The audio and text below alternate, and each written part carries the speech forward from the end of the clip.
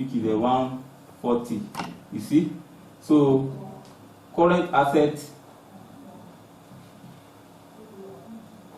we have a cash 845. We have a stock 200. We have a debtors, which is a 4,600. Then we have a bill receivable, that is a 1,600. So at the end of the day, you have a 2535. Now, under current liability, but before we go to liability, since our capital has been given, so we just write capital. We just want to effect, what we want to do here is that we want to effect how we derive at this 823. Now, you know that the closing balance of last year become opening balance this year. So we want to ascertain how we get this, even without finding the difference between the total asset and the current liability. So we can easily get this when we use opening capital. This, which is this capital, you write it 285, then add net profit. In as much you have been given net profit, normal procedure that we do normally apply when we are preparing a balance sheet. So that is a 10,930. We want to know, this is a real balance. We want to know how we get these figures and the things that have to do with the closing balance sheet. So then we left drawings. The drawings is 27. So that is you can see that we arrive at the exact figure, which is the closing, because you know the capital of last year becoming opening capital this year. After all, in the activities, during the activities, trading activities, there is no way you will have profit, and when you have profit, you definitely have drawing. So you effect the change here so that you know how you arrive at this figure, so of which we've done here. So then our current liability, we have a bank, we have bank overdraft, which is a 700. We have a creditors, which is a 42. We have a bills payable, which is a 1,100. So you see that I still get the same, and I haven't done the adjustment. So these are you prepare a statement of affairs if you are not asked to prepare trading profit and loss account. You can discover, you can ascertain your profit using the two statements in order to get your net profit, of which we've done here, and we extract the trial balance at the end of the day, telling you just to know how we get this closing balance sheet. So that is that. Then we'll go to the second illustration. So we prepare our statement of affairs the way we prepare it the other time. You don't need to compare any statement of affairs here. Since we are told to prepare debtors and creditors, you can quickly ascertain your purchases and the sales at the end of the day, so that it will help you in preparing your trading profit and loss account. So statement of affairs as at 4th January 1998. So the same thing we did in the other illustration. That's also the same thing applies here also. And don't forget, there is no adjustment in the opening statement of affairs.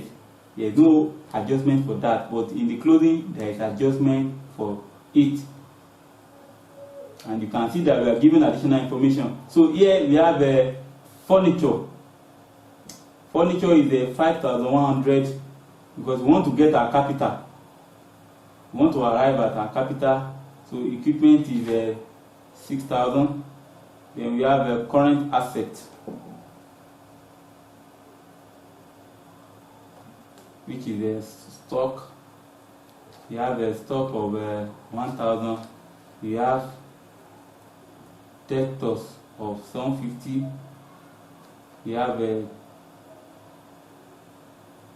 telephone prepaid, which is 55, and we have cash in hand, which is 3,000. So the total is 15,905. So now let's go to our current liability before we get our capital at the end of the day. So we have current liability, which are creditors. We have a creditors. The creditor is 550. We have a rent owing, which is 75. So to get our capital, less total sales, less liability from the total sales, you have your capital at the end of the day. So our capital, so the difference between the total fixed assets divided by our current liability is what will give us the capital. So our capital is 15,280, and it will help us when we are preparing a balance sheet at the end of the day. Now the second one is that you have to prepare debtors and creditors control account. But there's something there is a particular hint I want to hint you. In the question, if you are given trading profit and loss account, if you are not told to prepare debtor and creditors control account, you must prepare it, even if you are not required to prepare it.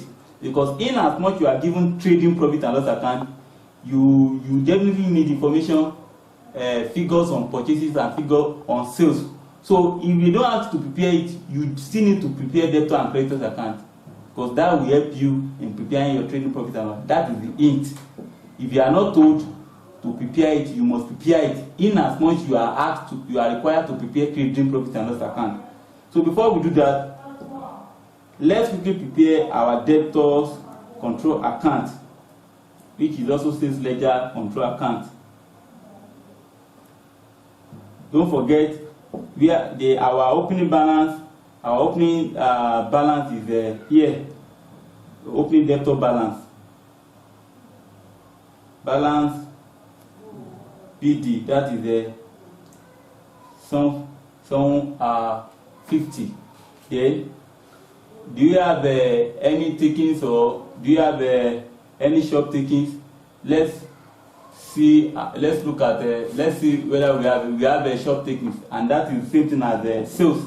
That means cash received from the. You can see it in your cash book. We have shop taking banking. It's always the same thing as the cash received or check received from the customer. And you know, under debtors account, this is where cash or check received from customer. It will appear on the credit side.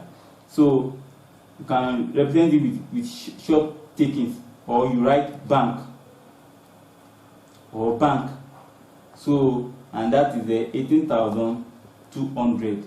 Then we have you now write balance in that of we have December 31st debtors closing debtor, which is 670. It has been given in the question. So we want to arrive at our sales. So for you to arrive at our sales, that means you less this from this to know your credit sales at the end of the day.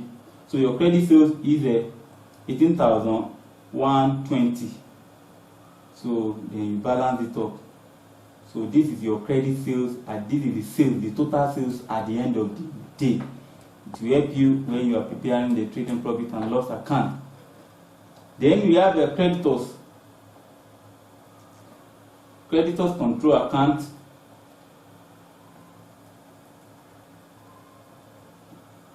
don't forget our closing opening creditors is supposed to be here, balance, and that is 550. Balance BF, that is 550 naira. Then we have a cash or cash paid to creditors or supplier. It appears in the creditors control account. So there is no difference in that of one we did in the SS1. So you must be grounded in control account so as it will help you when preparing this kind of question.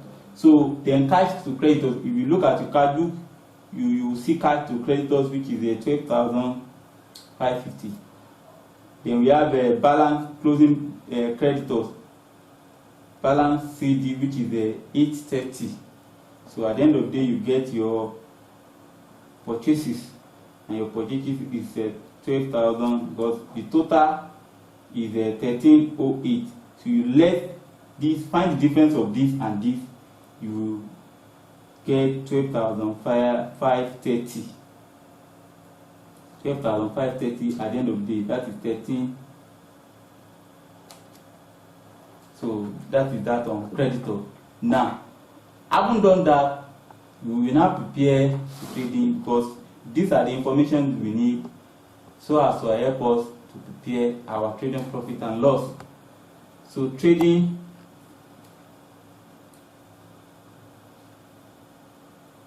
and as you all know that